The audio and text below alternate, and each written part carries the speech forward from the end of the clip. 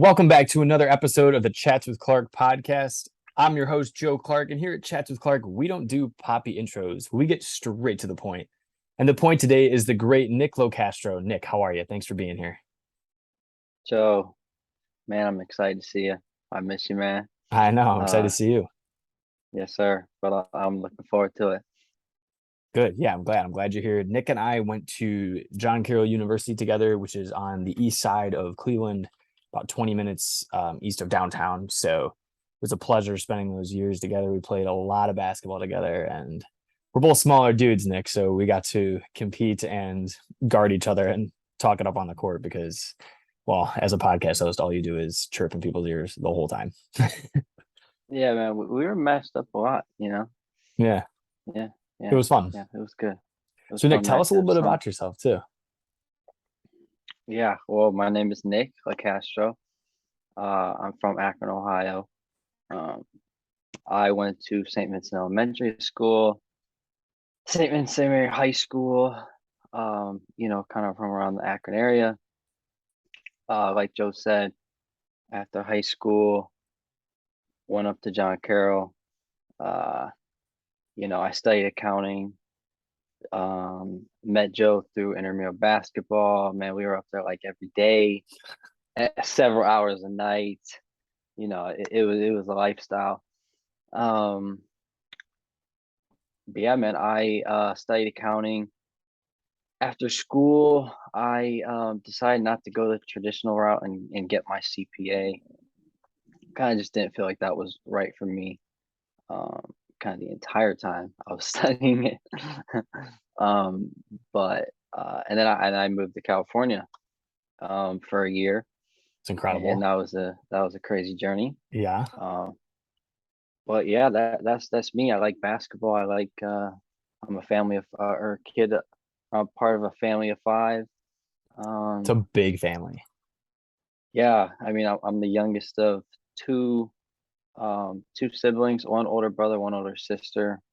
Um, Brother lives in Chicago, good guy. And sister lives here in Akron. So Awesome. that's Is me. she good too? Or- Yeah, she's all right. All right, cool. So yeah, a lot there. Thank you for the background. Love hearing that.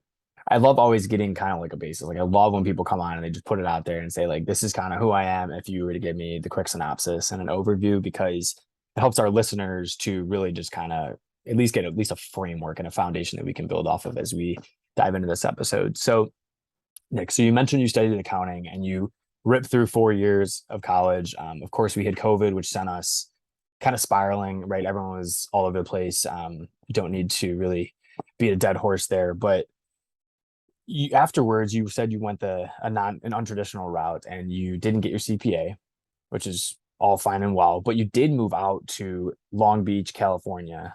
And what is that like? How did went into that decision? How did you feel inspired and compelled to do that?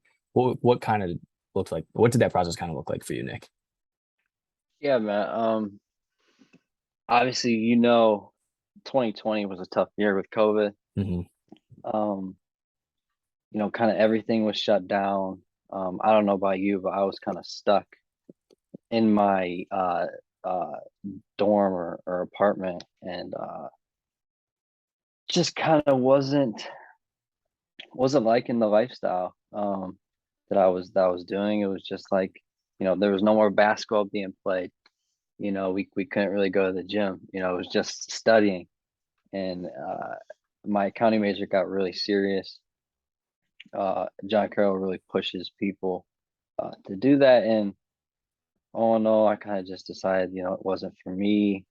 And that was tough because like all my peers were kind of going that route. And you got your professors that are kind of pushing that route. Hmm.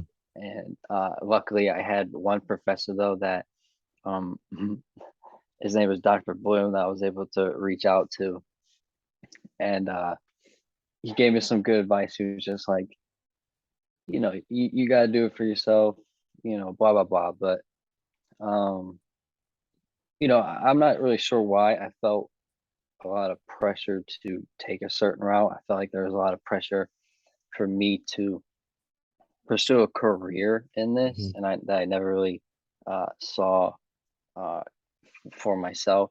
Um, Okay. yeah, it was just like a lot of external pressure. Um, From like so then, professors or family or everyone, or who was giving you yeah, that pressure? I kind of felt it from I feel like from parents mostly. Okay. Um, Parents mostly. Uh, we all grow up in different households.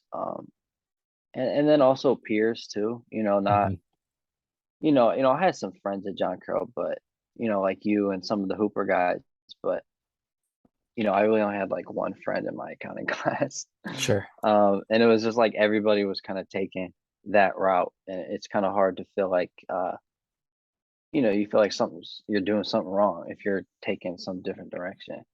Um, but there was just a lot of things that led to the move. It was kind of um, a little bit of running from reality, and I had um, some past things that I had to get over, like past relationships was still sticking with me in my head. Um, that I felt like I hadn't moved on from.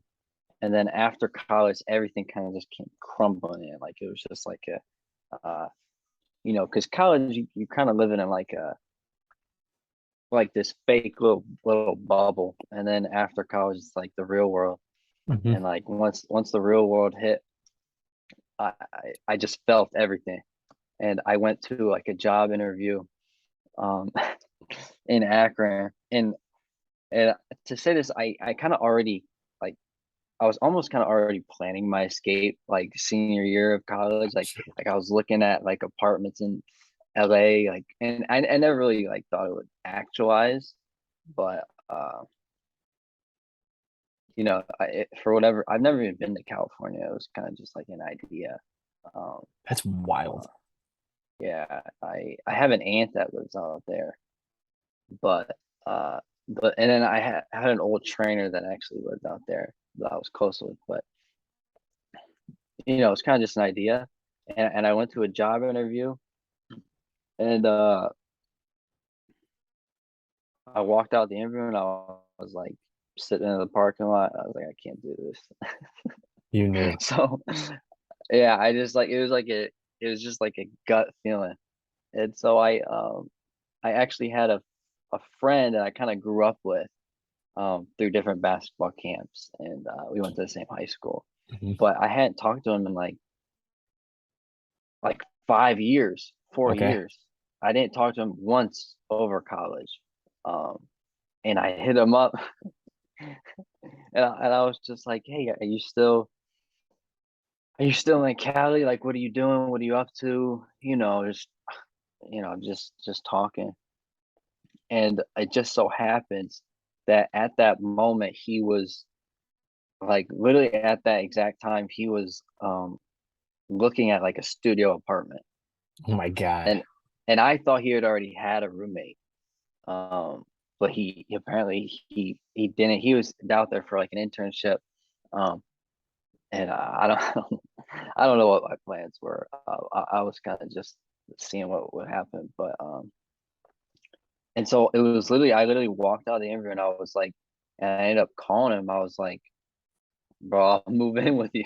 Yeah. And that was really kind of how it started. And then um I think I had like a little bit over 6 grand in my bank account.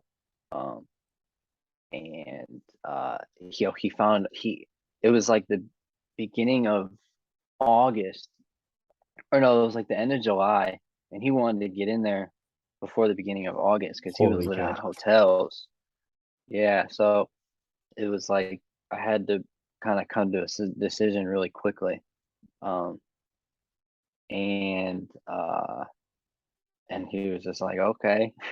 And then he ended up like looking for a 2 bedroom apartment, and I think he sent me like a video of it. Like I didn't really care what it looked like. Yeah. Right. Um, because he was going to Long Beach State. He was getting his master's out there. Okay. Um, Dude. This is wild. Yeah, and then just, and I went home and I was like on the phone with him, and I remember I just sat down with my parents and I'm just like, there's a possibility I might be moving to California. Like, I don't know how to say And this other than just tell you I'm moving literally as far away as I possibly can in the United yeah, States. yeah, and yeah, where was I going with that? Yeah, I didn't have a job. Um, I hadn't really been looking. Like I said, I had like 6 grand, but once I paid for like, rent, first month's rent, security deposit, and then I had to ship my car out there. Once I did that, I had like 3 grand left. Yeah, So that gives especially you in a that. little bit of time. Yeah. So yeah, that was kind of everything. It was just an escape. It was an adventure. I didn't really know it was an escape until I got back. But like at that time in my head, it was like, um, I just knew like for whatever reason, I just knew I didn't want to stay here. I just Sure. wanted to just leave and have an adventure, um and yeah, that's exactly what it was. It was an adventure. Yes, you were only out there for a year because you're back now. So that would have been like a little under roughly a year. Yeah, yeah, about And 11 months exactly. so while you're out there, what'd you get into? What were kind of some of your big takeaways from being in Long Beach? Yeah.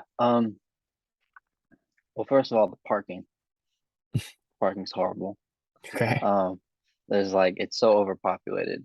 Um, Okay. and yeah, I had to learn how to parallel park. Had got a few scrapes on my car, that's for sure. Um, um, so that was definitely a learning experience. But um, what I got into was eventually I got a job. Took about a month. Not long. I had no idea. It was an accounting job with a pretty cool company, honestly. Like, I honestly could care less about business, to be honest, but like it was pretty cool. It was like an apparel, they designed, well, they didn't manufacture, they designed jeans. It was called Rewash. And it was at this big warehouse, and it was like 10 minutes away from downtown Los Angeles. Um, I lived that whole LA traffic life of having to drive like 40 minutes to work and then 40 minutes back. It was a mess. Oh my gosh, yeah. Um, Get the but famous movie scenes. yeah, like literally the traffic's crazy. Um, but it was an adventure, man. It's just a different world out there from what like we're used to, like living Yeah. in a small city. You kind of see why people who grow up out there like, never leave. There's definitely some beautiful places that I got to see. Um, and that, but definitely wasn't super glamorous. Okay. Um, like I said, I didn't enjoy accounting, and it's not what I wanted to do. Um, so going to like a 9 to 5 job like that every day was, kind of exhausting. Like it kind of Hmm. just drains you, and you kind of just see your life going away. If you hate it, man, that's a lot of hours to be putting in just to hate it. And then to go back to an Yeah, overpriced, I mean, I'm guessing overpriced apartment halfway yeah, across the world from your family and that which you know. It's a lot.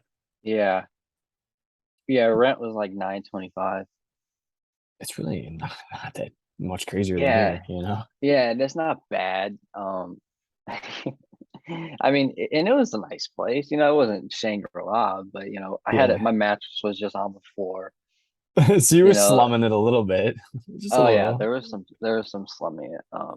Yeah, when I got in, my roommate, he like picked us up, picked me up from the airport, and uh,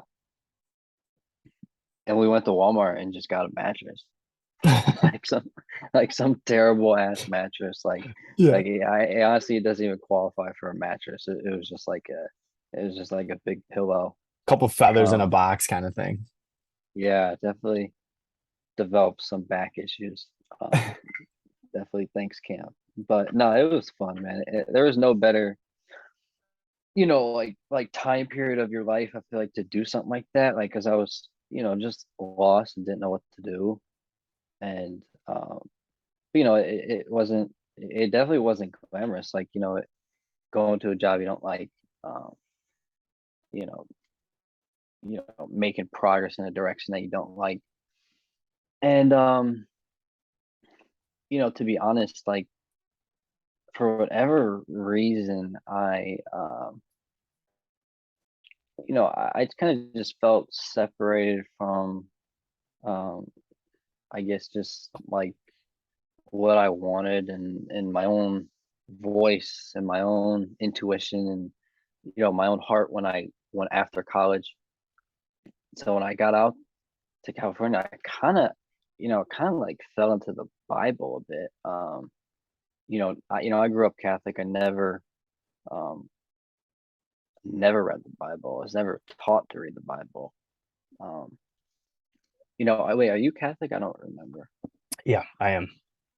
Yeah, were you like raised the same way or no? Were you like what was that like? We I went to a Catholic grade school too, and I mean, assuming St. Vincent is right. Yeah, Yeah, I went to a Catholic grade school as well, and in sixth grade, well, all along we were kind of reading it, but more so like random sects of it, or like a certain passage here and there, less holistically. But then in sixth grade, it kind of shifted. We had a project we did where we put tabs. I mean, every kid that went to the school is going to remember this. So if anyone's listening right now, they're going through nostalgia. Truly, we would put tabs on each book of the Bible. So all the tabs, and then you would like that's how we would read. So then we would flip through and use the tabs to go to a certain passage. So it taught us a lot. It taught us the different books of the Bible. It taught us where they are roughly, that kind of thing. In fourth grade, we had to memorize the books. I remember the songs like Genesis, Exodus, Leviticus. Did you ever learn that? no, No, yeah, like there was this no, little jingle to it. Deuteronomy, Joshua, Judges, Ruth, and it just keeps going. But like, other than that, not not crazy. But it's kind of the Bible's like hard, right? Like it's just a hard book to read, I think, for young kids. So unless you get a juvenile version, I think first of all, some of the stories are kind of rough in and of their own right, and B, I don't know if like the meaning is easily transitioned from an adult mind to a young mind.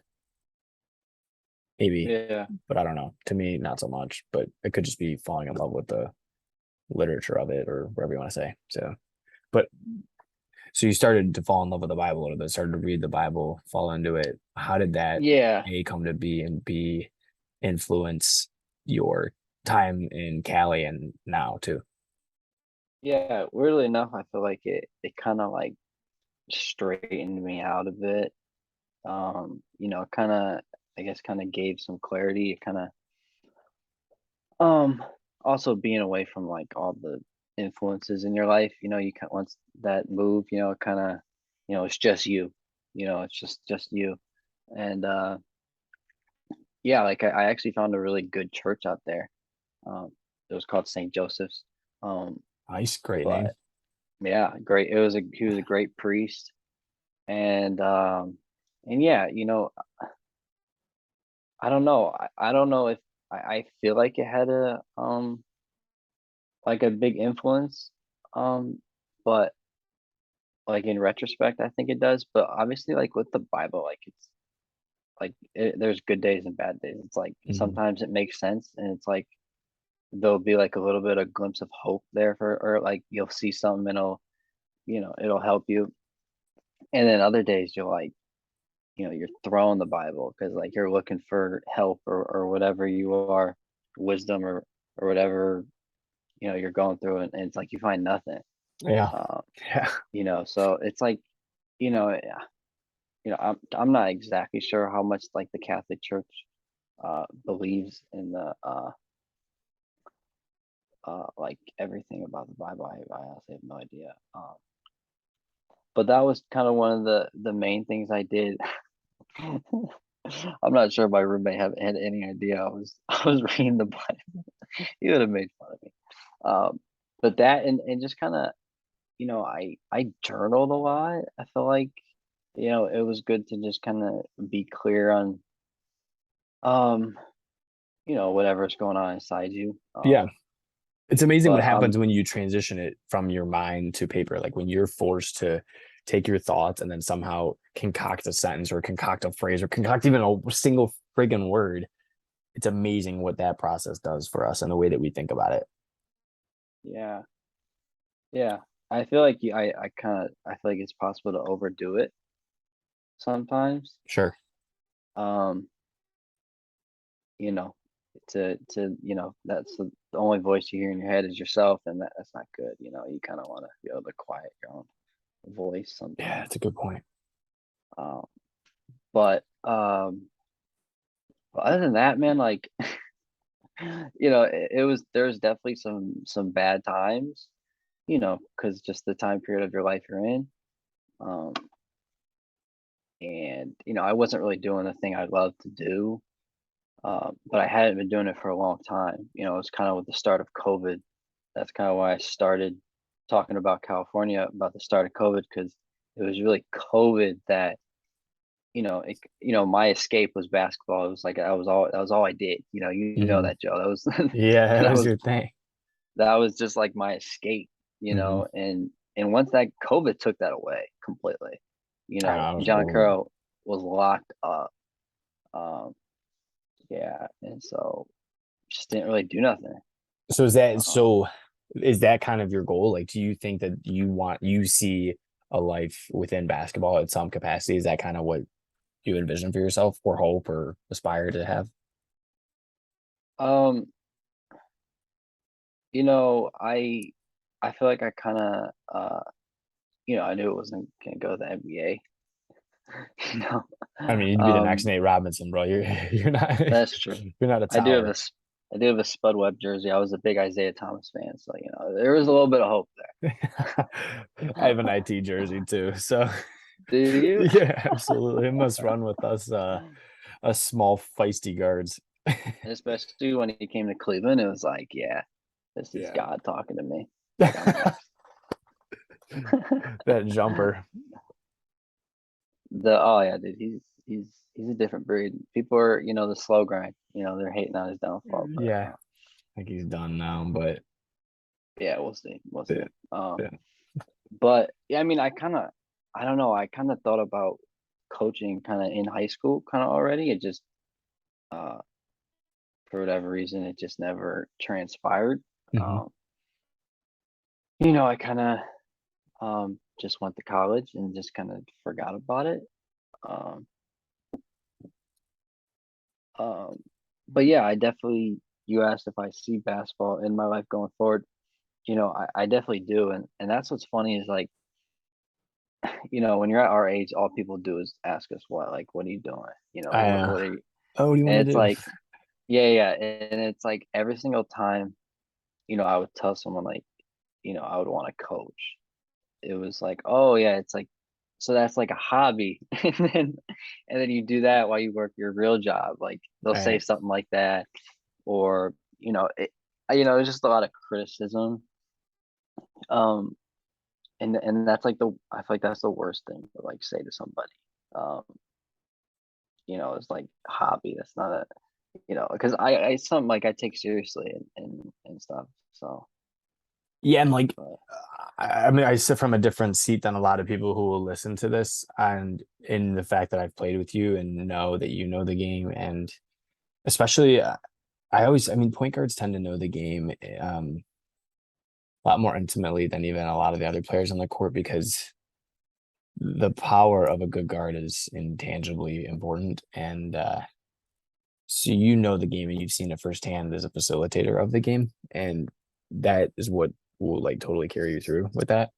So you do have the knowledge, and it is definitely insulting when people are like, "Oh yeah, you can do that after you work your 9 to 5," and then you're like, like actually, I was kind of yeah, it's like yeah, and it's like, it's not like a bad thing if it is a hobby. Hobbies aren't bad. It's just Oh like, yeah. I think some people, I think there's a quote out there. It was like the way you treat other people's passions is how you treat your own, or it's how you govern your own. And it's like you see people who don't support other people's passions, and and you kind of look at their life, and it's like, kind of a direct reflection. So, Yeah.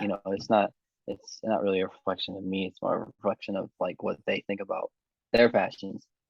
Um, but it's just funny how many times you hear that, Hmm. and it's like, that's what we're thinking. We're already thinking it. We don't know if we're gonna make it something serious to where we can do it Right. full time, but that's not the response you want from somebody.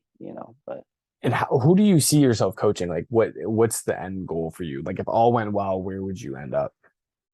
that's funny you asked that because I don't really know. I feel like Okay. um, when I look at my life and I look at the coaches that have come into my life, that have either done really bad, I think, for me, or Okay. just like are really good. Right. Um, and to be honest, I really want to coach like really young kids, and but like that, like kind of on the side, um like young kids, because when I was a kid, man, like I had the worst coaches. Like just I had a coach that I hated so much, and that made me like hate the game so much because he was so mean, and like uh I don't, he just it was just horrible, dude. Like he just made you not want to go show up. Yeah. Like Those and are I the and I'm worst coaches. yeah, and I'm in like fifth, sixth grade, you know. I don't know. I don't even know how old I was, but because your confidence as a kid, is still kind of being developed. Absolutely. I think our confidence is And like, always being developed, but yeah, but like I feel like as a kid, it's like, it's still, you still have some wet cement, of your soul a little bit. So um it's a good I feel like phrase. I would love to be able to like really build someone's self-esteem, like kids' self-esteem. Yeah. Because I feel like I didn't have that as a kid. Dude, I I had could the see you. complete opposite. What are you saying? Yeah, sorry. I must have had a delay there. Yeah, I could totally see you rocking it with the younger kids, like getting them going, giving them kind of lighting the fire, playing along with them, having a good fun, and like teaching them good fundamentals too. I mean, you like that's another thing again that I know just from playing with you. Like you were always working on your fundamentals. Yeah, I'm serious. You know it too. Like you were always going around the arc. You were always going around the key. You were putting the ball on the floor. You'd pound it with the right, pound it with the left. I mean, you were always working on your handles. All of the fundamentals. There was never like if we were not on, you were doing something like that. And I mean, I gotcha. that's a great value system there. So the kids would really benefit from that too. Yeah, but I think college too. I think it would be cool to, Mhm. because just for me, it was like, I know like life gets real for different people at different ages. Yeah. Like I've seen people who it got really real in high school, or Mhm. at the end of high school, and for me, it was like the beginning of college, um, where like I don't know, I don't know what I mean by like it got real, Yeah, I I was gonna guess. ask you. Yeah, I don't know. I mean, I never really had like a big plan in high school of what I wanted to do. Um, I just knew it was always basketball related. I never had like um, obviously my dream as a kid was to, play in the NBA or somehow be associated with the NBA or something like that. Hmm. Um, but like as I went through high school, I don't even know if I should say this, but my like dream became like this a relationship with a girl. So it was like, man, I didn't even think about myself. Like I kind of stopped. Um, and so once college hit, it was like, uh, you kind of start thinking, okay, well, this person's gone. You're kind of all your plans kind of went to crap. Kind of all my plans did. That's kind of what college was for me. And I kind of feel like if I because coaching for me isn't about like how successful can I be or how high up the totem pole I can go. Like I Hmm. could truly care less. It's feel like it's more so about um like what were the hard times in your life and how could I help kids going through something similar. Yeah. Um, and I feel like um I don't know how much I can help, but I just feel like I could resonate with college kids.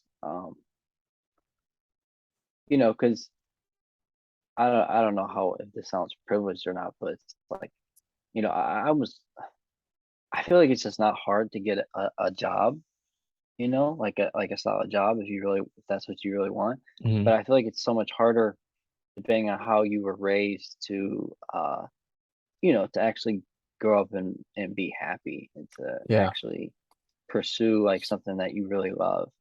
Um, and depending on what kind of household you grew up in, I mean, I don't know how. I mean, my parents supported my aspirations, but it was always grades first, just like everybody, you know. Um, Very strict grades. Kind of you kind of get conditioned to studying for them and not yourself, and Hmm. you kind of get into college and you don't know um, who you're doing it for, Sure. you know. And that's kind of where I was, and been a long journey. Dude, yeah, you But just shared a lot. I appreciate it. So, like, there's two things here that I really think we should focus on. First, well, you mentioned the relationship, but I want to focus on that second. I think an interesting segue is kind of the way that you talk about how basically the role of a coach is the relationships. It makes me think immediately of Coach Carter, which I'm sure you've seen. And Samuel L. Jackson, right, is this coach. He's real dynamic and kind of a straight shooter. I mean, not even kind of, he's in a completely straight shooter. He's in a rough situation. The team has high expectations. They never live up to them, right? They're kind of defiant because they don't want to listen to him as a coach or hear what he has to say. They want to come, they want to hoop, and they don't want to have anything to do with him as a coach. But he kind of whoops that out of them and shows them who he is, and he doesn't back down from who he is, and he ends up having a great relationship with all like almost all the guys on the team, right? Like even the ones that were most outcast to him. And that I think that movie does a great job representing what coaches, what teachers, what really role models for any situation are supposed to do, in that they apply what they know to create great relationships with the people that they're working with, both alongside them and as like in his case, his team. Um, and then also to give them a grit that they need to have success. yeah, Have you seen Coach Carter? yeah, seen Coach Carter. The whole quote of what's that one quote? The famous quote from it. Powerful beyond measure. Yeah, there you go. That's from that movie. Yeah, it's He actually from a book. It's actually from a book a woman wrote it. Just saying. did it really. Yeah. The more you know. So, do you do you think that? So, are you starting to coach? Like, do you think that you're ready to dive into it, or what do you kind of think here? Um, I mean, um, yeah. So before I left for California, I sent my high school coach, Coach Drew. I wrote him a letter, and I wrote him, not asking for like to help coach, obviously, but like just so I could sit down with him because um, my concern with me coaching is, I didn't have enough playing experience, and so I felt like I asked him how can I um, make up for the lack of playing experience, and I wanted to sit down with him, Hmm.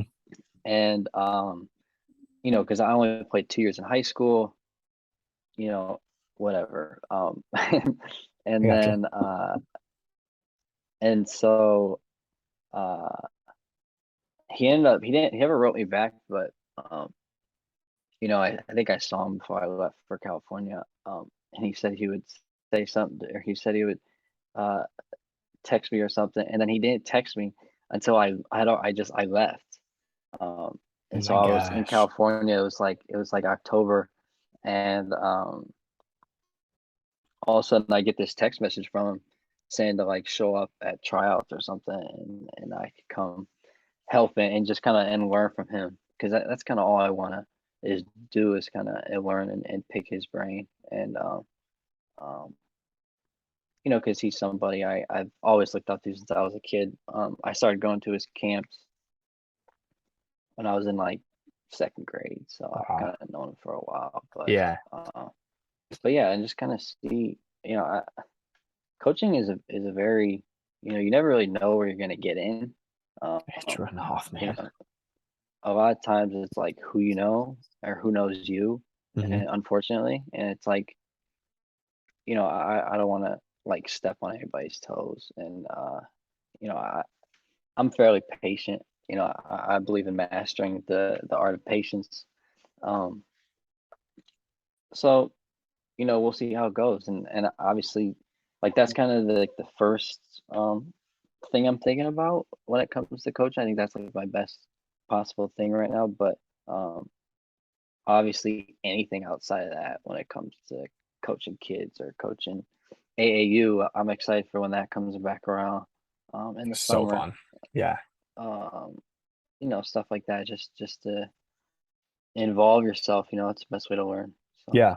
Yeah, bro. Keep going. I'm excited to watch that. Did you reach out back out to Drew after you got back? yeah, yeah. He said, what did he say? I just saw. Uh, yeah, he said the it's still open. Good. So I'm kind of just seeing what'll happen. But unfortunately, I'm having hip surgery in September. Oh my God. So, and unfortunately, the recovery time is 6 to 9 months. Dude, yeah, that's so serious too, man. At such a young age. Oh my God. Yeah. How you doing with that? What's up with that? Whatever you feel like you want to share. Um, I don't know, man. I just got injured, had some type of uh something to do with my growth plates, the way they close or something. And I don't know. I heard it in like 2019, so I've been dealing with it for like 3 years. I kind of And I remember didn't this from think it when we was were that hooping bad. together, to be honest with you. Do you? Yeah, I remember like it was sophomore year. I think it was like towards like the end of sophomore year, and you were kind of like there were certain days where you were kind of hobbling a little bit. Where like I remember the one day distinctly, like we were playing and you got hit driving because I was on you and I got when the screen came, I switched off and you popped, and so whoever's guy I switched on to, he went with you. The ball came back to you out on the wing, and when you drove, you kind of got hit. I remember you went off, but because I remember you packed up and you left, which is not like that's so not you, right? And I remember asking you, I'm like, "Are you all right?" Because you kind of were like, you know what I mean? You're kind of shaken up, which is why you obviously got left the game in the middle of the game. It's not something you'd ever do. And you're like, yeah, like I gotta go. It's with my hip. I was like, dude, oh man, like all right. But I Mm, distinctly remember that because it was so obscure for you to ever leave, and obviously in the middle of the game, but then to leave the gym too while everyone was still running. So, oh man, so it's been that was probably still this. yeah, it's all the same thing. I just Dang, kept bro. playing. Wow. Yeah. And so you have to So have surgery, so that's gonna knock you off a little bit. But hopefully that recovers it. Like hopefully you recover and then you're good, right? I don't know. yeah, it's like an 80% chance of success, and if it fails, I have to get hip replacement, Oh my God. which would kind of limit a lot. You know, I wouldn't be able to do a lot of stuff. So. Yeah.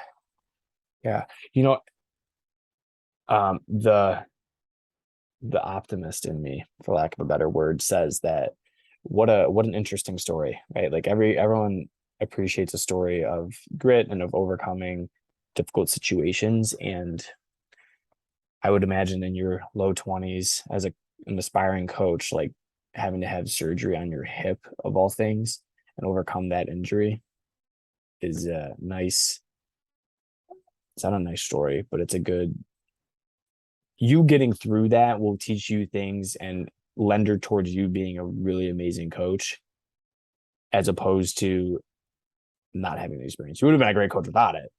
But my hope is that when you recover, you can look back at it and say, you know what, like having gone through this extreme situation, I have learned X, Y, or Z and feel like I can be that much better of a coach. You know? Yeah. Yeah. I Yeah. don't know. I mean, I hope so. Yeah, It's very limiting. It's a very limiting thing. It kind of takes away being able to hoop and also being able to work out. So true enough. Yeah, praying yeah, for you, man. That's hard. appreciate it. Yeah. And to throw it back to the one of the initial points that you had made when you kind of disclosed some of your information a little bit, you had mentioned in high school you kind of had relations with a girl, and from the sounds of it, maybe it lingered on into college a little bit. What what did you learn from that experience? Which sounds like maybe you were really kind of all eggs in one basket sort of thing, and it doesn't sound like it maybe went that way. But what do you think you learned from all that? Oh man. Um, I think I learned. I. That's a confused. That's a hard question to ask. But I definitely feel like relationships are tough. She was definitely like a close friend of mine. Um, definitely had plans. Definitely had like I said, definitely had like uh future dreams, and you kind of see those fail. Um, but at the end of the day, you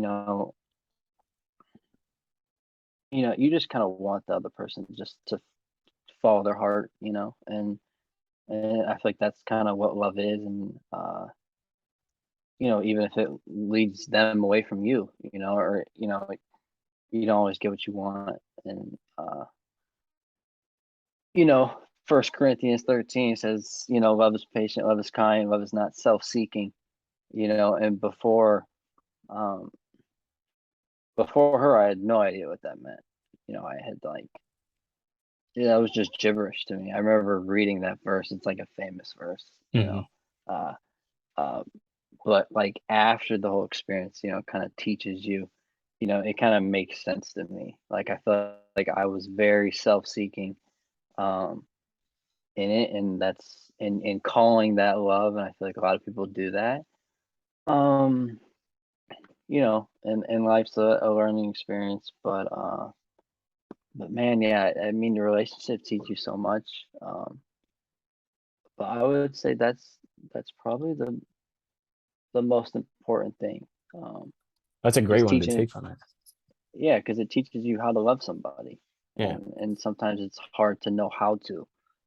Sometimes we think we are, and it's or not. That other person doesn't feel love, even though we say we're doing it. Um, whether it's parents or relationships. So um, yeah, just kind of learning that lesson is definitely important. Yeah, that's hard. That's hard. Have you have you been able to kind of rectify the hurt for you? Like it sound like the way you describe it, it sounds pretty painful. I'm not gonna lie to you. It's like just the way that you put it. Have you been able to kind of work through that and maybe transfer it into something good for you? Like I see you have a good outlet on it now, but that had to be a timely process too. Yeah, it's definitely taken longer than expected. But I had a good friend. I had good friends that will listen to me, um, vent or whatever, and that's important. But um, and I feel like society tells you to take certain steps, whereas to just push yourself, just go date again or whatever. And now I'm kind of always the one that's like, no, I'm just gonna let it take its let it take its course. Yeah. Um, and it's definitely been a long course, but I feel like I feel myself turn the corner. Um, because I feel like love and loss is part of life. It's whether it's a relationship or if it's or if it's death, it's that's it's hard to move forward. And some people, I don't know, some people are better at it. I really don't Hmm. know. Hmm. And no one really teaches you how to, because I think a lot of No. people are trying to figure it out.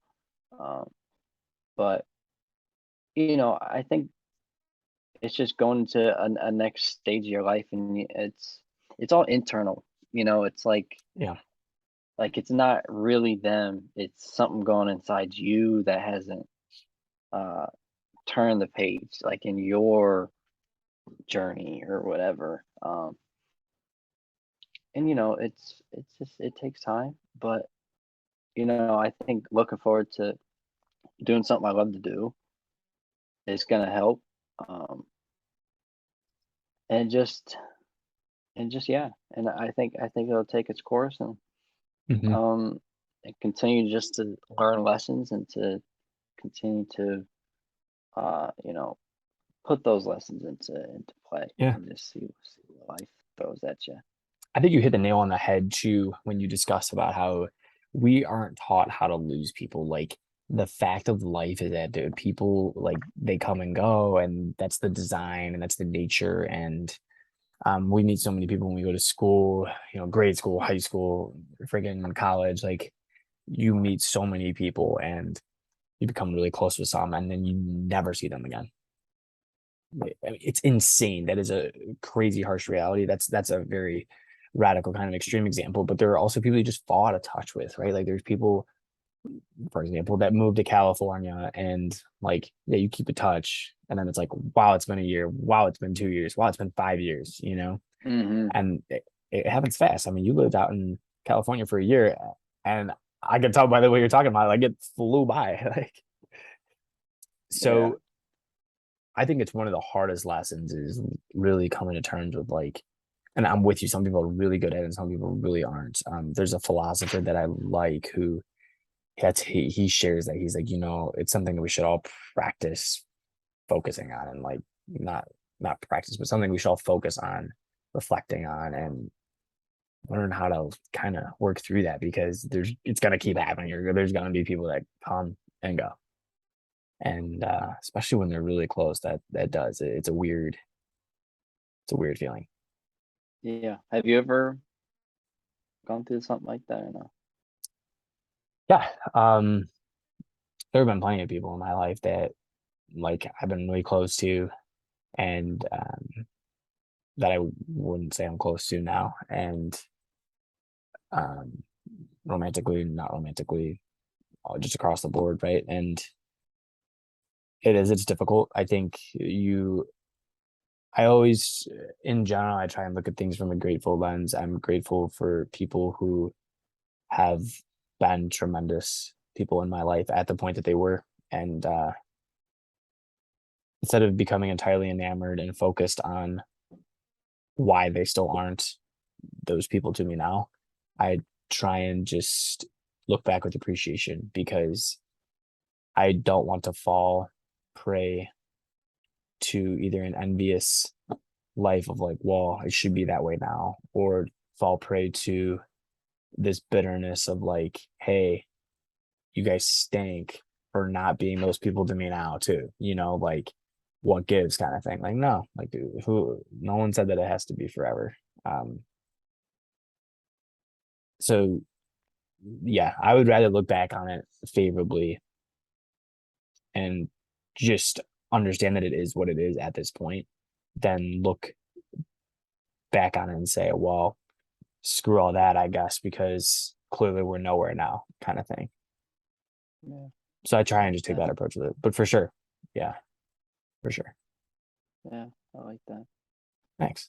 Yeah, it's people are fascinating, and being in relationships with people again, we say relationships, both Nick and I are meaning more than just you and a partner kind of thing. Relationships with people are complex and very fulfilling and also extremely fragile, just like life, Mm, extremely fragile. Yeah, sometimes it doesn't take much, but that's how we learn. That's how we grow, and that's how we do it better the next time yeah. and the next time, and so on and so forth. I don't know. Jeez. What do you think's like? What do you think's your biggest regret, Nick? What do you think's kind Uh, of the yeah? What would you say is the biggest regret in your life so far?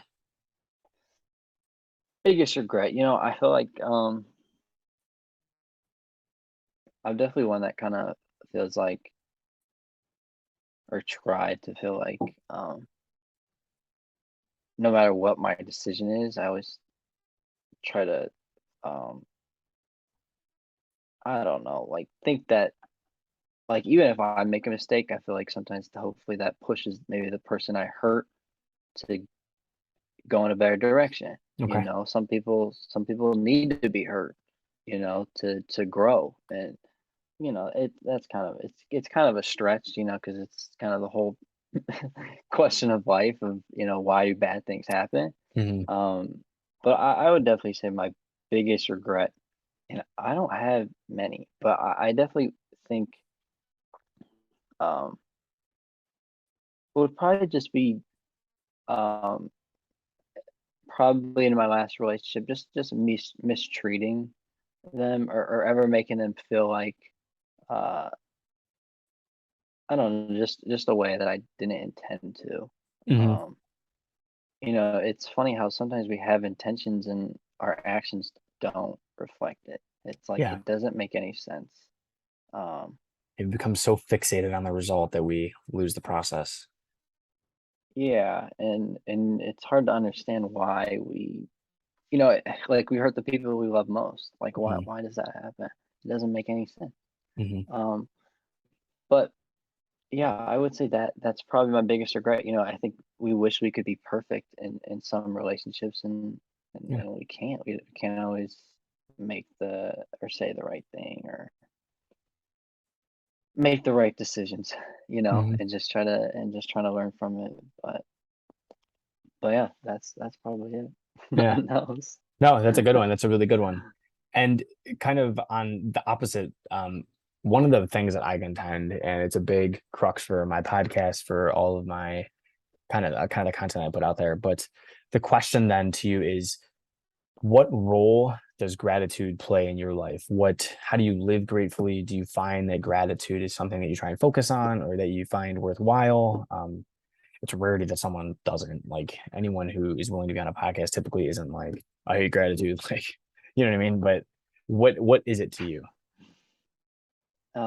That's funny you say that because I actually had dinner last night, with my parents and three Catholic priests, Okay, that's awesome. and one of the things one of them said was he was actually talking about grief, and that was just, we weren't getting deep, it was more so just, but he said this quote that I know you'll like.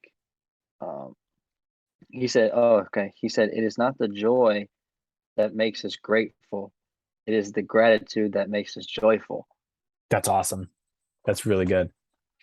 I thought that was perfect for that question, but Yeah. And is that his quote, or did he quote somebody else? yeah, he quoted somebody else. Okay. Um, So but it's not the joy that makes us it, grateful, it's the gratitude that makes us joyful. That's good. some or yeah, but yeah, for me, I feel like that's kind of like the anchor of like my faith. I feel like it's just being grateful because you look at some of the best things that have brought you the most joy in your life, um, and most of them have come for free. Like it's just an experience, whether it's relationships or if it's what you love to do, and like you become so grateful and become so joyful for that thing. That's like you thank God for it. Like it comes from Hmm. God, Hmm. and that's kind of how that's just kind of I feel like that's why my faith has stayed strong because of the fact that I'm so grateful for the joyful things that have been in my life. Um, but so That's yeah, I mean, awesome. it's like that's everything. Gratitude's everything. Yeah. Not that it's like the cure for everything. That's like it's the cure for uh, like people say, if you hate your job, oh, just be grateful for it and everything will be okay. That's, Yeah. you know, No, that's yeah, not yeah. reality. Um, but but from a faith perspective, I definitely think that's like without being grateful for things you love, I mean, yeah, you got Yeah. nothing. Oh, that's an Oprah thing too. Like Oprah talks about that. That's one of like her like she wrote a book on it. She's just like, yeah, like you can be grateful and still want more. Like you know what I mean? Like for you, like in that example with the job, like you can be grateful for the fact that you have a job. Like obviously having a job is better than not having a job. But if you don't like your job, it doesn't mean I'm grateful for it. The end, don't need another one. It means I'm grateful for it, but I still want one that's different. And I'll be grateful for that one too. Yeah, yeah, yeah, And agreed. that's I think that's what's cool about gratitude. Like when you really dive into gratitude, it transforms your mind and you recognize where you are and really love that moment because it makes you really appreciate life. And the future, though not guaranteed, is brighter if you're grateful in the present. For sure. For sure. Yeah, I agree. That's good. And again, kind of similarly, do you think that you have any words of wisdom you want to share with anyone who's looking to move across the country, anyone who is maybe struggling, right? Like maybe struggling out of a relationship, maybe struggling to find their path and kind of what they want to do, to anyone in general. Jeez, man. Um, I'm definitely not a guru. I definitely don't have all the answers. But I definitely think sometimes when you think like you're off like the path, and sometimes like the path that you think you should be on, kind of look back and you're like nah, like I think it all worked out. But um, so I think sometimes there's some peace in kind of trying to know that. But no, one of the priests told me yesterday as he was leaving, he was like, "You gotta listen to his voice." That's what he said. Um, It's good. and like I said, I was telling you earlier about like journaling and how it helps to a certain extent, but like you don't want to just hear your voice in your head, because Mhm. you kind of sometimes need to quiet that voice and be able to kind of hear what's going on inside you, and it's like a it's like a call to action. I feel like is sometimes um, the right decision to do. It's like you kind of just feel it. Yeah. But yeah, that's it, if anybody with I don't know how people do it without having faith, or having, a Right. God or believing in I something like I'm with you. life's too hard. But um, anybody who is, I would definitely say quiet your head and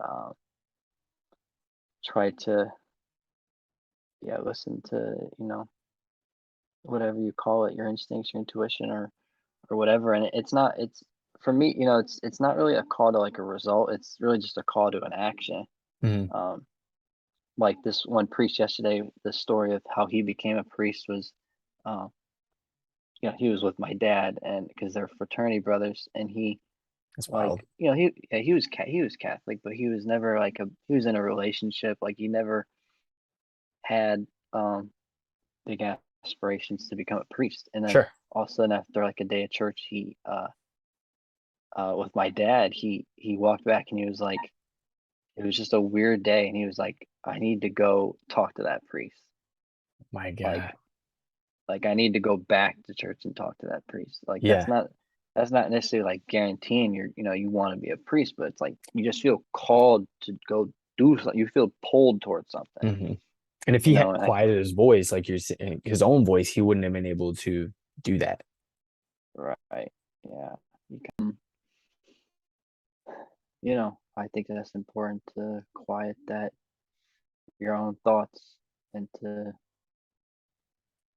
I don't know, just be able to tune into God's voice, Hmm. your soul or whatever. It's some people that's a little too deep. Some people are just like, it's a little too much for me. But Yeah. you don't know if you're gonna need that until you get to that moment, where you feel, you're on a bad path or whatever. So that would be my advice. That's good. It's really good advice. Quiet. quiet the voice in your head, quiet your inner voice so that you can really hear yourself. Because we get caught up in like the hustle and the bustle of our heads. And I think about like when I shower, I think about like 40 million and one things. Like, I Hmm. wonder if I think of 40 million and one things because that's the only time that I like kind of slow down, you know? When you're in the shower, just what are you doing? You know what I mean? You're washing your hair and like whatever. So all these thoughts just come rushing to your head every other Do time you I do ever that. do you ever put stuff in your notes? Yeah. On my phone, I have the most extravagant amount of notes in there, just with content Dude, ideas, just with like thoughts I have, quotes. Oh yeah, constant. You too? yeah, too much, too much, too much. Yeah. Dude, you should like type them out or something. I mean, you could have like a book. I had to. That's why I had to go to after in California. I have like probably 18 Word documents of It's just amazing. yeah, it's too much. But You're gonna end up you doing know, something with that though. Don't don't lose that. You I will. like to think as a coach, you kind of have or coaches are kind of philosophers, and Hmm. my favorite subject at John Carroll was Greek philosophy in my two theology classes. So it's like, kind of makes sense. Yeah. Um, You're you certainly know, a great man of faith, really. It's awesome to hear you talk about it like that. Is that kind of always been a thing? I mean, I feel like it's up and down, Mm-hmm. it's a struggle. I think there's a verse where it says, fight the good fight of faith. It's like I think when some bad stuff happens to us, it's like all people are trying to do is understand, Hmm. like all this deep thinking, like everyone's just trying to understand like what's going on, why it happened. Um, and how to move forward. Like I said previously, it's probably one of the hardest things. Whether it's like I said, from like a death, like those are like Yeah. some of the worst things that get people stuck. Whether it's like and it'll keep them stuck in their careers, like it'll keep them stuck from growing as human beings. When Hmm. something bad happens, and so I feel like trying to teach people how to grow is and to move on is something that would be very, I think, valuable for Yeah. everybody. But Yeah. um, but yeah, I think faith is a huge part of it. But I'm definitely not a finished product yet, so None of us still are. still So working on it.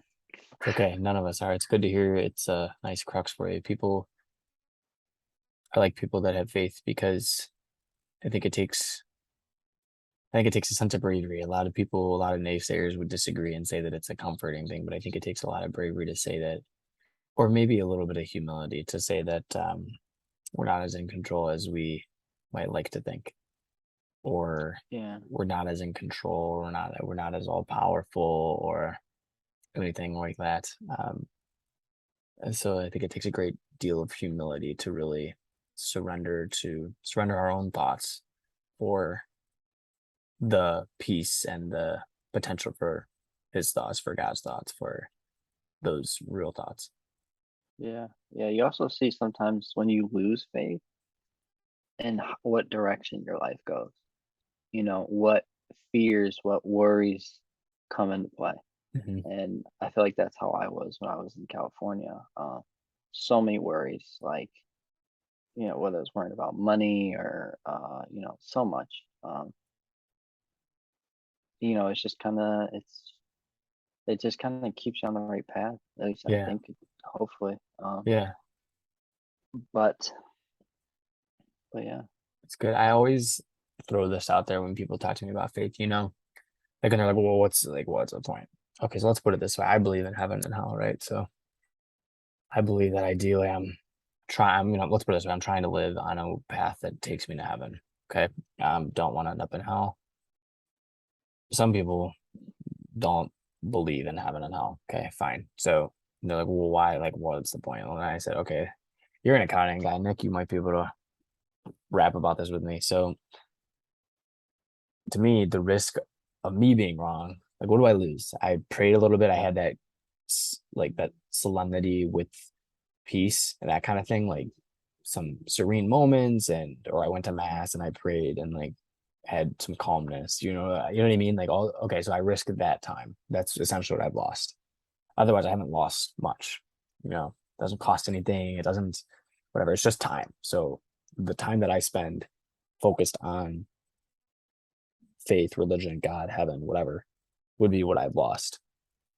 And if I'm right, and there is a heaven and a hell, and let's say I end up where we both want to end up, pretty good reward. That's eternity. That's what we want. And the downside is if the risk for someone who doesn't care to put time in for faith, they've managed to save the select amount of time that they would put into their faith, but they're risking eternity in hell. Like numerically, it doesn't make sense. You're like, you know what I mean? Mm-hmm. I don't know. I always find that part a little fascinating when people are like, "Oh, you're wasting your time." It's like, well, maybe, maybe I'm wasting a little bit of my time here on Earth. If that's how you view it, one, I don't view it that way. Number two, like, if I'm right, how much time is that person wasting? I don't know. Just Mm-hmm. interesting. It's an interesting. I think there's some irony in it. Yeah, it's whatever gets you through the day. That's what I tell people. It's like, Yeah, like, let me dumb it down for you here, buddy. yeah, everyone's faith is different. Yeah. Everyone has their own situation. Um, but but yeah, I mean, one thing that we were talking about with the Catholic Church a little bit yesterday with those priests is, how like so many people are anti-Catholic because of the two main issues with the Catholic Church, and it's like sometimes I feel like what they were saying is that it's really like a misunderstanding rather than like uh, just like a general complete difference between how the world thinks and how the Catholic Church thinks. Like obviously there's those controversial things, and the Catholic Church is fairly conservative, um, but the Catholic Church is their main thing is like that they're welcome to everybody, Mhm. like everybody, and I feel like a lot of people think they're not, and that's Yeah, sad because I think that drives people away from the church. I agree. But There's a lot of propaganda surrounding that too. People push that. People push those false narratives as well, which is yeah, tough. Which is tough. and did you know there's 300,000 different Protestant churches? Like that's how many different variations of protests from the Catholic Church there are. Like Wow, that's a lot. that's a Like lot. that's different things that people disagree with that um so there's just nothing's perfect, man. I know. So I don't know. No one knows. I don't know what I'm talking about. And as we kind of spew here, is there? Do you have any closing thoughts? What's kind of the last thing here before we wrap up? Oh Were man, my you closing content? thoughts Yeah. is that Joe Clark is a great person Well, thanks, man. I appreciate that. and So that is Nick he's Locastro. So yeah. Well, I just think you're a great dude, man. Every single time I saw you in the gym, you were always so like excited. Damn, my voice is going up. You're always so excited to like see people. You always brought so much energy, and you're so genuine. Like you're just thank so you. genuine. And Yeah, thank so you. many people out there who do podcasts are kind of iffy, and it's like this world needs people like you. And I can't believe it's been so long I that know. we've hooped or like that I've seen you, and it's like we got to change that. Now that I'm in Ohio, and so I just want to thank you. This was fun.